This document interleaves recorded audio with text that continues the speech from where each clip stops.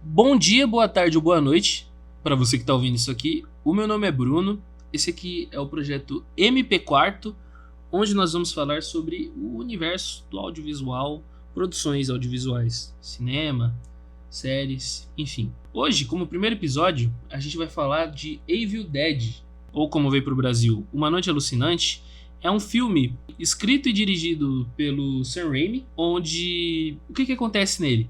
Um grupo de amigos se reúne para passar a noite numa cabana abandonada no alto de uma colina isolada. E lá eles encontram, dentro dessa cabana, um livro chamado Necronomicon. Ele é o livro dos mortos, e quando ele é lido em voz alta, ele tem a capacidade de despertar os mortos, entidades, enfim. Ele é um livro ritualístico. Esse grupo acaba liberando o demônio, né, basicamente, quando eles ouvem uma fita que tá lá na cabana de alguém que já tinha lido o livro em voz alta. E aí eles têm que passar a noite enfrentando as coisas que acontecem depois disso para poder ficarem vivos até o amanhecer. Evil Dead é uma franquia, né, Uma Noite Alucinante. Eu demorei para chamar de Evil Dead porque quando eu era mais novo, eu lembro até que eu assisti esse filme com os meus pais. É recomendado para pessoas maiores de 18 anos e eu vi esse filme com uns 8 ou 9 de idade. Eu era muito pequeno. E eu achei o título horroroso. Até hoje eu acho horroroso. Uma Noite Alucinante tem nada a ver com o título original. Faz sentido porque passa durante uma noite, né? É uma noite o filme que se passa. Mas alucinante? Qual foi? Sacanagem. Alucinante é de desanimar qualquer um que vai ver esse filme, de verdade. Eu acho que a gente só assistiu ele porque o meu pai já conhecia esse filme, que ele viu quando era mais novo, não sei quando. E aí ele achou, comprou os três, né? O Evil Dead 1, o 2 e o 3 e levou lá pra casa. No começo eu não tava dando nada pra esse filme, quando eu era mais novo. Só que, basicamente, conforme ele foi passando, ele virou uma paixão minha. Hoje em dia é a minha franquia preferida de filme de terror. Eu acho que a coisa que mais me interessou nele, conforme eu fui crescendo e entendendo mais sobre a franquia, como ela foi produzida, é que é um filme indie. Esse filme ele é independente. O Sam Raimi fez ele quando ele estava acabando a faculdade de cinema. E ele é basicamente a adaptação de um curta que ele já tinha feito antes, chamado Within the Woods, que eu nunca tinha assistido. Eu assisti antes de gravar esse roteiro aqui para mim ter uma noção. E é muito interessante ver que no curta tem muita coisa que dá pra ver que foi passada pro filme de 81. Muita coisa. Só que ele é diferente, sabe? Por exemplo, o Ash, que é o protagonista, o ator que faz ele, que é o Bruce Campbell, ele chama Eric, pelo que eu entendi, porque de verdade tá numa qualidade muito ruim. Não dá pra ver direito o que tá acontecendo na tela. Mas eu gostei. Ele é interessante. O Eric, né, que ia depois virar o Ash, ele basicamente vira o zumbi diabólico no curta. E aí ele persegue uma das garotas, né? Ele persegue ela, ele fica querendo matar ela. É ele que fala o junte-se a nós. Junte-se a nós. Aquela maquiagem dele lá. Aquela maquiagem bem gore, né? Porque o olho dele tá pingando pra fora do rosto. Então é gore, é grotesca, mas tipo... Isso aí eu só sei porque eu fui atrás de imagens, né, do curta. Porque assistindo o curta você não vê nada, de verdade. Não vê nada. Você não entende o que tá acontecendo. Teve imagens que eu vi depois e eu falei, caramba, mas tinha isso aqui? Eu não vi isso aqui. É muito difícil de entender o que tá acontecendo na tela. Mas Evil Dead, que é de 1981, nossa, esse filme ele é muito bonito e ele é difícil de acreditar que é um filme independente na época. Esse filme, ele mudou muita coisa. Muita coisa. Eu descobri que o Bruce Campbell, que é o ator principal, né, do filme, que ele era colega, inclusive, do Sam Raimi de escola. E desde novos eles gravavam coisas, sabe? Filminhos, curtas. Porque o Sam Raimi meio que sempre se interessou por um dia ser diretor. E o Bruce Campbell sempre embarcou na onda dele. Tem essa também de que o Bruce, ele foi escolhido para ser o ator principal de Evil Dead. Isso já era uma escolha antiga, porque ele era considerado o cara bonito do grupo. Então eles colocavam ele em destaque, né? Ele foi colocado em destaque no Evil Dead porque as meninas iam gostar de olhar mais pra ele. O Bruce Campbell, ele ofereceu a propriedade da família dele no norte de Michigan como garantia para que o filme pudesse terminar e que eles pudessem colocar ele num rolo de 35mm no filme, né? Para poder passar no cinema. E o Sam Raimi ficou tão agradecido que ele colocou o Bruce como coprodutor depois disso, do filme. Então se você for olhar nos créditos, ele tá lá como coprodutor. Nossa, isso é uma coisa que eu acho muito legal. Isso eu acho muito legal desde criança, porque a visão do demônio é uma câmera maluca que fica andando pelo pântano, fica andando pelas florestas. Ela olha por fora da casa, assim, mas ela não faz nada até que seja lido, né? E, nossa, é muito louco. Tem gente que fala que tá datada a maquiagem do filme, mas eu acho muito legal ainda, vou ser sincero. Bom, o primeiro corte do filme, ele tinha 117 minutos. Passou dos 65 minutos que foi planejado no roteiro. É verdade. Uma coisa que eu esqueci de dizer, que tem um diferencial nas pessoas que são possuídas nesse filme, que não dá pra exorcizar elas. Não dá. O cara da fita fala isso, que ele tentou exorcizar e ele não conseguiu. E o único jeito de libertar, né, as pessoas disso é o desmembramento.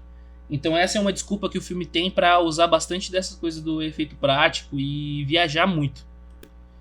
Então, falando nisso, o filme foi editado, porque inicialmente ele era pra ser um drama de terror com piada. Piadas ocasionais, assim, pra dar uma leveza de vez em quando, porque, né, muita nojeira e tal, muito drama. Originalmente, ele ia focar bastante nessa coisa do Ash, que é o protagonista, que, spoiler, perde os amigos no decorrer do filme. Porque depois do momento em que eles decidem ouvir a fita, né? Nossa, que ideia genial de ouvir a fita que tá falando. Nossa, não ouve a fita, não era pra ouvir. Eles ouviram. Uma das personagens, ela sai de noite, depois de eles ouvirem, né, a fita. E a gente vê muitos takes, assim, do demônio, aquela câmera louca, seguindo todo mundo pela janela do lado de fora, olhando o que eles estão fazendo. E aí ela sai, né, pra andar de noite também. Porra, é essa, né? Por que o pessoal tem essa mania nesse tipo de filme de sair pra ficar olhando floresta de madrugada, mano? Pô, uma floresta, não faz isso. Tá cheio de bicho aí, você não sabe nem onde você tá. Mas beleza, beleza não. Porque ela sai e aí um arbusto se move até ela, imobiliza ela e abusa dela. Não vou descrever, mas é uma cena de tipo uns 3, 4 minutos. Eu não gosto. Nunca gostei dessa cena dos abusos. Isso é uma coisa que podia rever, né? Inclusive no último filme teve uma maneira, dá a entender que vai começar algo, mas não acontece de verdade na tela. Obrigado. Isso era uma coisa que eu queria desde mais novo. Quando eu vi os filmes eu ficava, nossa, mano, por quê? Não precisa mostrar abuso, não. Prosseguindo, ela volta pra casa e ela basicamente já tá infectada com o diabo, né? E aos poucos isso vai atrapalhando a noite deles, vamos dizer assim. Porque ela chega toda assustada na cabana, tá desesperada, falando o que aconteceu com ela, ninguém tá acreditando muito nela, porque é absurdo. Até que depois ela fica, de fato, possuída e eles têm que matar ela. Ela ataca todo mundo, inclusive tem aquela cena horrorosa, quando eles prendem ela, e aí ela pega um lápis que cai perto dela e ela enfia o lápis no tornozelo de um dos personagens. E é uma cena agoniante, porque ela enfia o lápis e ela fica girando o lápis na perna da pessoa ali, afundando mais, nossa, e dando risada. É uma coisa diabólica mesmo, né? Não é à toa. Isso vai acontecendo durante a noite toda, ao ponto do Ash perder todo mundo no fim da noite. E isso é uma coisa que ia ser mais destacada nos primeiros 117 minutos do filme. Isso ia estar muito destacado. Ia ser um drama, né? Isso tá lá no filme ainda. Quando você assiste, você vê que tá afetando ele bastante e tal. Aí depois do primeiro corte do filme, o Sam Raimi, o Bruce Campbell e o Tappet, que era o produtor, eles concordaram que tava sombrio o suficiente sem aquilo ali, então podia ser um filme de terror direto. E eu consigo desconsiderar muita coisa. Ele tem muito erro de continuidade. Eu tava assistindo com um amigo meu um tempo atrás, no serviço, quando eu tava trabalhando. Eu convenci ele, e nos momentos de mais descanso, assim, a gente assistia junto. Ele, inclusive, achou muito nojento o filme. Justo, eu não lembrava que era tão nojento assim, porque fazia muito tempo que eu não via. Por exemplo, cenas onde o Ash, ele é atacado, a camisa dele fica cheia de sangue, assim, aí corta a cena, vai pra outra e a camisa dele tá limpa. Tem a menina, né, quando ela volta da floresta, porque assim, eles já entraram na cabana Quando eles entram, a chave da cabana tá em cima da porta. E aí eles pegam a chave e entram, né? Aí eles trancam a porta assim. E aí quando ela chega, correndo da floresta, desesperada pelo que aconteceu, ela mexe em cima na porta e a chave tá do lado de fora. E não faz sentido, porque eles pegaram a chave, levaram pra dentro e trancaram a porta. Então eu deixo passar. Eu acho que se você ignora, o filme ele ainda é muito interessante. Muito interessante.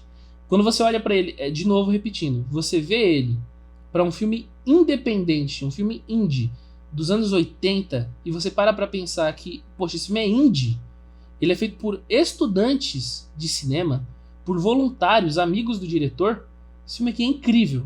Efeito especial, nossa, eu queria muito ver o documentário que tem, um filme documental, sobre o diretor de efeitos especiais desse filme, que ele também era iniciante. Toda a produção desse filme ela é meio independente. Não é à toa que esse filme ele incentivou muita gente a criar as suas próprias produções de baixo custo. Criou um movimento muito grande dessa coisa dos independentes criando as próprias obras, né? Ele mistura muitas técnicas. No final, o demônio, o que sobrou dele, né, nas vítimas ali, porque que nem eu falei, é como se fosse um zumbi. Ele vai infectando as pessoas, né? Eles estão tentando matar o Ash e meio que ele já perdeu. O dia tá amanhecendo, né? O Ash tá ganhando. Então ele começa a se decompor. As pessoas que foram infectadas começam a se decompor e rastejar pra cima do Ash nessa tentativa louca de matar todo mundo até acabar a noite. Ele falou no começo do filme, quando ele possui a menina, ele fala, eu vou matar todo mundo aqui até acabar a noite. Até amanhecer vai estar todo mundo morto. E aí começa aquela coisa dos corpos em decomposição, que é stop motion, é coisa feita com massinha, com maquiagem, indo atrás do Ash. Nossa, eu acho aquilo ali muito bom até hoje. Muito bom, muito bom. O Joe Loduca, lembrei o nome dele. Joe Loduca, que foi o cara das trilhas sonoras, foi a primeira comissão dele para filmes. E ele fez praticamente toda a trilha sonora, com exceção da última, né, da última música, que é a Jazz Ragtime. Ela também é conhecida como Charleston. E ela foi composta pelo Eric Markman. É um jazz, ele toca nos créditos. Ele é um filme que passou por dificuldades para terminar. O filme ficou sem dinheiro para ser concluído. Teve que dar um tempo. O produtor, o ator principal, o diretor, eles tiveram que ligar, pedir empréstimo bancário, fazer muita coisa para o filme poder ser concluído. Foi concluído, foi um sucesso de bilheteria. Hoje em dia é considerado um clássico cult do terror. Hoje em dia, quando eu olho para esse tipo de produção indie, bem feita, sabe? Um estudante fazer uma coisa tão bem feita, se tornar um dos clássicos do gênero e revolucionar a forma como filmes de terror podem ser feitos. E isso influencia tanta gente, porque hoje em dia eu gosto muito de filmes indie, eu gosto muito de ver o que as pessoas têm a dizer para além das produtoras. E eu acho que os filmes indie, eles têm um poder muito grande de mudar a forma como são vistos os filmes.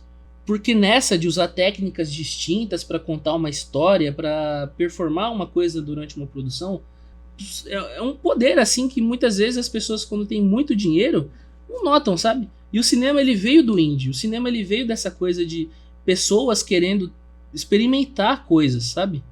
As grandes produções atualmente, elas muitas vezes se pegam muito ao dinheiro. Nossa, mas esse filme foi muito caro para fazer, olha como ele é bom. E não depende só disso, sabe? Tem que ter outras coisas no meio. Aqui, por exemplo, eu não dou crédito só pro Sam Raimi. O crédito aqui não é só de um, sabe? Ele teve muita vontade e outras pessoas engajaram com ele. E eles juntos produziram isso aqui que hoje em dia eu tô falando pra vocês. Considero, sim, um dos melhores filmes de terror, pra mim. Desse terror gore. Ele tem que ser lembrado. Ele tem, sim, os seus defeitos. As cenas de abuso eu não compactuo, eu não gosto, me deixam desconfortável. Pode até ser pra deixar desconfortável, né? Ai, mas fez pra deixar desconfortável. Mas ainda assim, não gosto.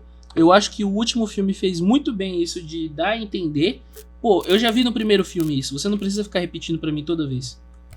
Tem os erros de continuidade, mas eu acho que isso contribui pro filme ficar mais engraçado ainda, porque é um filme engraçado. Pra quem gosta de experimentalismo também no cinema, vale muito a pena assistir esse filme. Pra quem gosta desse terrir, né? O horror-humor, que são esses filmes de terror com comédia. A comédia aqui é bem sutil. No segundo filme ela é bem mais escancarada. E no terceiro, nossa! Recomendo muito. Se eu puder resumir esse filme em 3 palavras, vão ser nojento, sangrento, inovador. E se eu puder adicionar uma 4ª palavra, engraçado. Uma 5ª palavra? Eu não sei. Vejam Evil Dead, vejam filmes independentes, e eu espero encontrar vocês no próximo episódio. Muito obrigado. Muito mais virão. Desculpa qualquer coisa. Primeira vez gravando isso aqui, eu ainda vou pegar o jeito. Espero que vocês tenham gostado. Tchau.